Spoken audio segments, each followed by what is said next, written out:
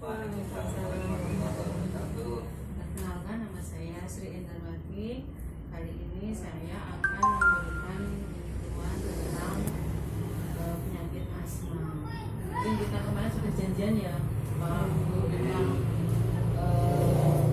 mengenai tentang penyuluhan ini dari pengajian yang saya lakukan di keluarga Pak Jati itu semuanya sehat, lingkungan juga bagus, ucapan keluarga juga ada, cuman tujuan penyuluhan ini adalah untuk menambah pengetahuan keluarga Pak Jati tentang penyakit asma yang diderita.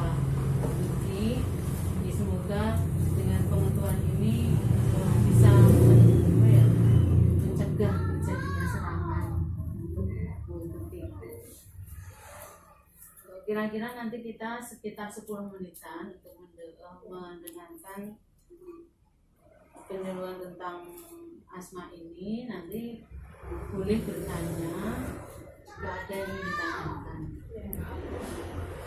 Penyakit asma adalah penyakit dengan ciri meningkatnya respon bronkus sebagai rangsang dengan manifestasi adanya penyempitan jalan nafas dengan luas dan biasanya berubah-ubah secara spontan menurut hasil penelitian di Amerika.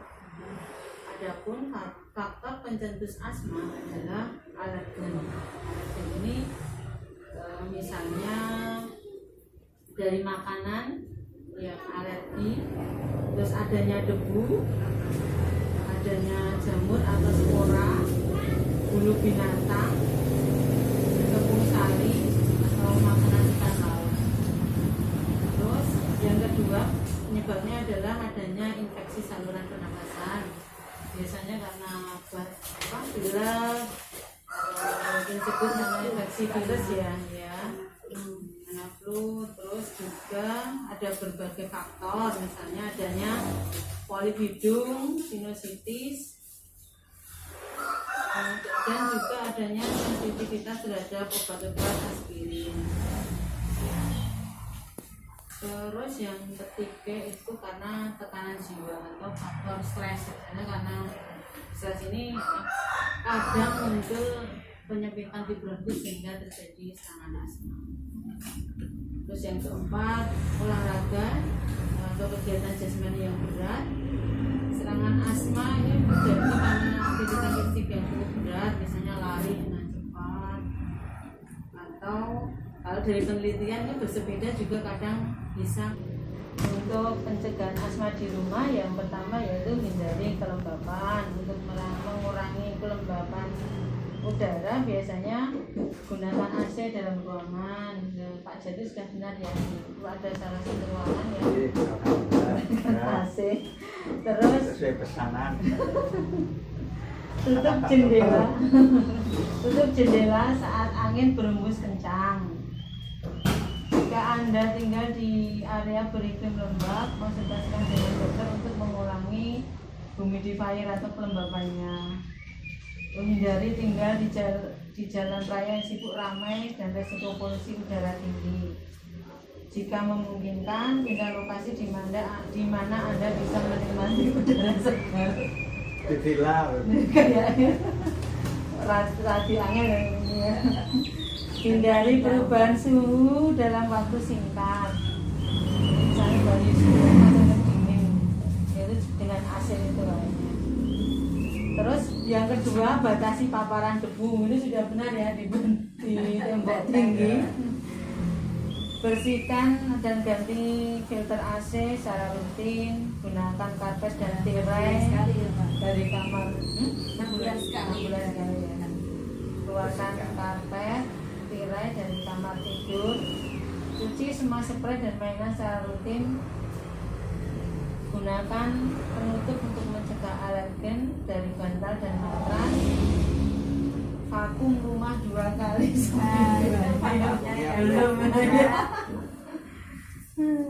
bersihkan permukaan debu dengan kain basah. Kalau nggak kain basah nanti mabur. Terus gunakan masker dan sarung tangan saat membersihkan dan menyedot debu. Hindari penggunaan tirai yang mengumpulkan debu dan berat untuk jendela Anda. Jadi sering mencuci apa? Gorden. Oh, gorden. Rapikan semua barang-barang, simpan pakaian dan cuci dalam lemari. Jaga kamar tidur agar terventilasi dengan baik. Ventilasinya. Oh. Terus bersih karena apa-apanya. malah kan lantai tok. Terus hindari jamur. Jamur dan lumut atau alergen ini memicu gejala asma. Jamur tumbuh di area yang lembab seperti tirai kamar mandi, peralatan mandi, bak mandi, wastafel, dan ubin. Perhatikan tempat di dapur, kamar mandi untuk apakah ada jamurnya apa enggak. Berarti intinya apa? Bersih. Bersih sama sirkulasi udaranya. Terus yang keempat, hindari hewan peliharaan. Nah, ini sudah nggak punya ya. Kayaknya yang dipelihara. Larang hewan peliharaan masuk kamar, ini sudah nggak punya. Larang hewan menaiki furniture, mandikan atau bersihkan hewan peliharaan. Tidak membiarkan anak dengan asma bermain dengan anjing dan kucing atau binatang lainnya. Terus yang kelima, basmi kecoa.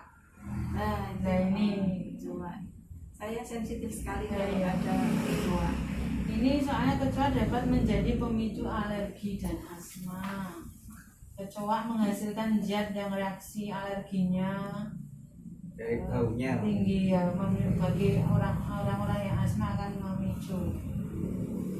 Nah ini caranya dengan jangan biarkan makanan, air dan tempat sampah terbuka. Jangan meninggalkan makanan dan hewan di luar semalaman. Makanan hewan mungkin yang memelihara ya, kalau Bu Tuti dan Pak Jati kan nggak memelihara hewan. Bersihkan piring dan peralatan makan setelah digunakan. Nah ini Nggak boleh menumpuk. nggak boleh menumpuk di wastafel. Jangan tinggalkan sisa makanan dan minuman pada meja. Bersihkan dengan air sabun. Gunakan jebakan atau gel kecoa untuk membasmi kecoa. Setiap 2-3 hari vakum sapu per area yang dimana Anda melihat kecoa. Periksa pekarangan dan garasi sambil mencari sarang serangga. Tutup segala celah yang dapat yang dilalui oleh kecoa seperti wastafel, pipa yang bocor dan lain-lain. Itu saja penyuluhan dari saya. Mungkin ada pertanyaan dari Bu Tuti dan Pak Jati. Kalau saya tuh kamu itu diantaranya habis ganti spray, ganti sarung bantal, guling. Nah itu kalau biar enggak ketika malam hari itu saya kena serangan, itu yang harus saya lakukan itu apa ya? Nah ini di sini tadi disebutkan memakai masker dan sarung tangan selama itu untuk penggantian, dan mungkin